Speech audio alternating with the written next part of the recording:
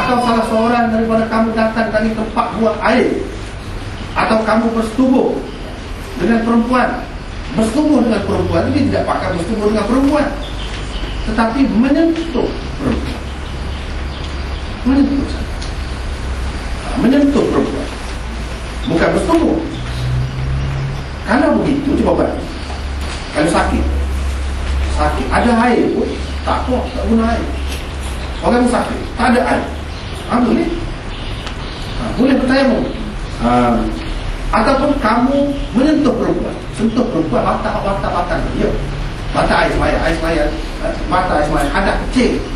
Bermakna ayat ini semua ni berkait dengan hadas kecil. Hadas besar ada tak jelas. Kalau kita pakai dengan terjemahan hadas ni, yang ini mengikut pendapat di masyarakat, dan orang-orang yang pendapat di mana, bermakna ayat ni sahabat-sahabat pada masa itu untuk fahamnya tayamum ni boleh ganti air untuk mengangkat hadas kecil sahaja. Sebab la mastumul nisa tu bukan makna bersetubuh. Kalau bersetubuh barulah kena mengangkat hadas besar. Ini dia tidak faham gitu. Dia faham menyentuh perempuan saja. Bila menyentuh perempuan batas air semaya. Air semaya itu hadas kecil. Nak mengangkat hadas kecil. Cuba kita buat. Bermakna dia ada muskil tu ni tak ada air. Kalau nak mengangkat hadas kecil tu kita faham dah tak apa dah. Kalau nak mengangkat hadas besar, nama tak jelas. Adakah boleh atau tak boleh tayamum? So, kalau boleh, nak tayamum sejak mana? Kau kata dalam ayat surah An-Nisa ni, sapu muka dan sapu tangan tu untuk mengangkat hadas kecil. Sekat tu. Sedangkan di kalangan kita ni ramai ada yang berjudul, dia nak buat. Situ barulah kita nak. Tak turun dua kali. Waktu tu ramai yang faham. Padahalnya orang-orang seperti Bukhari kata pada masa itu ikut dah semua dia boleh keliru dah. La mastumul nisa boleh dengan makna menyentuh, boleh dengan makna bersetubuh. Apa makna senang? Ramai daripada dia yang faham kalau bersetubuh tak boleh dengan sebab itu. Sayyidina Umar sendiri mengatakan orang yang berjunub tak boleh tayamum. Ibnu Mas'ud dia kena mandi ke mana? Sampai kau kemudian apa badan ni boleh pakai air betul. Tapi orang tak pakai, kalau dia biar pun akan datang kita akan bincang adalah turun. Nak ayatnya kekeliruan tentang nak mengangkat hadas besar ni memang ada. Sehingga perlu tunggunya ayat tayamum yang kedua. Bila tu ayat tayamum yang kedua, jelaskan Allah dulu pun lagu tu bermaksud kamu yang tidak faham. Kamu yang tidak faham. Sepatutnya kamu faham dalam ayat ni dua-duanya ada. Hadas besar dan hadas kecil, cara mengangkatnya dengan tayamum boleh dalam keadaan apa. Tapi kamu tak dengar. Sebenarnya lagu tu dah bukan ayat lain. Entah mas tu menulis buat dulu pun. Ini kita ubah. Dia nak ayat dulu pun buat dia. Cuma kamu tak faham. Bila kamu timbulkan kemuskilan itu, masalah begini. Masalah ada kecil kita faham tak? Masalah nak mengangkat hadas besar. Tunggu ayat tu bermakna dengan ayat tu lah juga penyelesaian ni. Ayat tu kandungan itu boleh dengan dulu. Itu benda. Ahok tu boleh. Ahok tu boleh.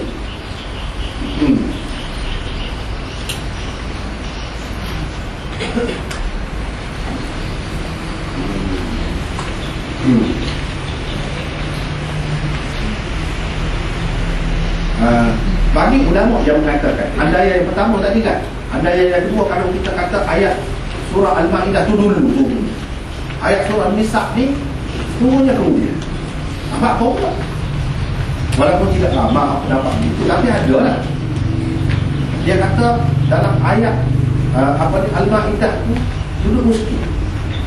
Duduk miskin, kemudian dalam tu sudah sebut dah tayamum boleh tak? Tayamum boleh tak kok? Takut-takutnya dengan ayat mula-mula tu kan? Wa in kuntum junuban fattahharu. Kalau kamu berjunub, kamu kena bersuci betul-betul dalam ayat Al-Ma'idah. Bersuci betul-betul mana mandi. Takut orang pergi pahal kalau berhenti sekali. Kena mandi kok pada mandi. Dan kalau ada pun hak selepas pada tu apa ni suruh tayamum gini-gini pun jadi. Dia faham mansuh ke apa-apa. Dia faham mansuh ke? Nak ayat kata tidak mansuh. Lagu tu lagi. Maka tu pula ayat An-Nisa. Kalau diandaikan ayat An-Nisa tu kemudian tak sepakat enggak. Bayar saja. ada. Tak seperti Imam Bukhari. Ayat Al-Isra tu dulu, Al-Ma'idah tu. Kekeliruan yang timbul di mana? Tadi. Situ. Sebab dia ingat waktu tu untuk orang yang melintas dalam masjid saja. Padahal makna dia luar. Bukhari tak akan itu. Dia tak akan itu. Usah kau melintas. Duduk dalam masjid, tidur. Tak apa orang macam tu. Ya. Sebab tu dia terjemah musafir, abini sabi. Tapi Imam Syafi'i dah ramai lagi orang lain. Dia kata bukan dengan makna musafir. Sekadar lintas saja dalam masjid pun. Ni dia tak awet. Semayang dengan makna tempat semayang. Imam Bukhari kata tak perlu tak awet. Dan dia kata semayang, semayang lah. Tapi dia kata orang mampu tak boleh masuk dalam masjid je. Dah sama. Tak boleh masuk. Boleh. Dia kata lagi, patut orang berjuru. Dua kali hadis dia lah. Akan datang kita akan jumpa. Dia payah hadis dia. Sahabat-sahabat duduk dalam masjid, tidur dalam masjid. Ini kan kita pakai dalam ada sekadar lalu mana sahabat-sahabat duduk tidur lah tu. Mudah canggah pula tu pula. Jangan sebab itu dia kata ayat Al-Isra tu dulu. Ini kemudian dia duduk miskin jadi mana? Dia itu tentang tayamum untuk orang berjunub dalam safar, dalam perjalanan. Miskin. Bila mari ayat tayamum surah Al-Ma'idah selesai. Tak ada apa dah. Lepas pada tu tak faham model dah. Sebelum pada tu tak faham. Dia tu ingat kau bila nak mengangkat adab sahih tayamum siapa amma pun belum nak datang. Siapa dia? Dia tahu dah buku dalammu. Dia nak tahu mana buku tayamum kalau tak ada ayat turun. Adalah ayat Al-Isra tapi dia tidak jelas. Kalau dia faham daripada ayat Al-Isra tu tayamum untuk mengangkat adab kecil sahaja. Dia faham ni. Pasal tu dia bunyi tu. Padahal bila ayat tu mari pun jelas bahawa untuk mengangkat adab satu suka tu dah juga tayamum. Jadi tak suka dengan bunuh air. Kalau air mengangkat adab kecil, orang panggil bunuh. Yang mengangkat adab satu nak mandi, dia rata air. Tayamum tidak ada betul. Suka. Tempat yang di satu guna benda tu suka. Tu betul. Kan? Keliru tu boleh jadi keliru. Apa yang dia sibuk tu? Tak apa. Kita pergi pula pada permulaan. Itu berkenaan dengan ayat-ayat. Satu pergi kepada hadis.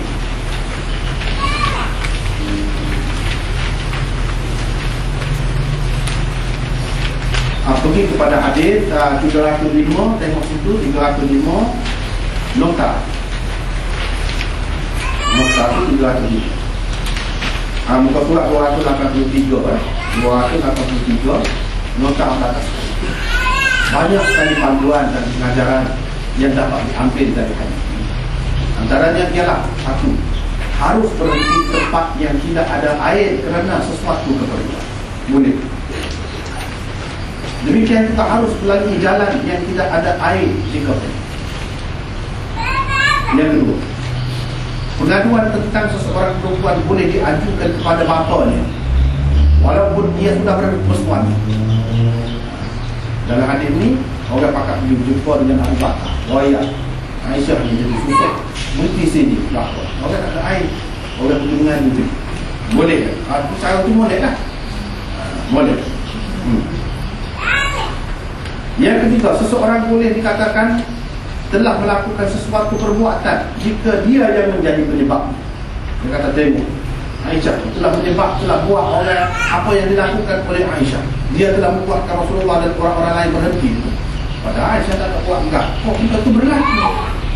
Tapi dikatakan dia buat sebab dia yang menyebab. Boleh kita kata.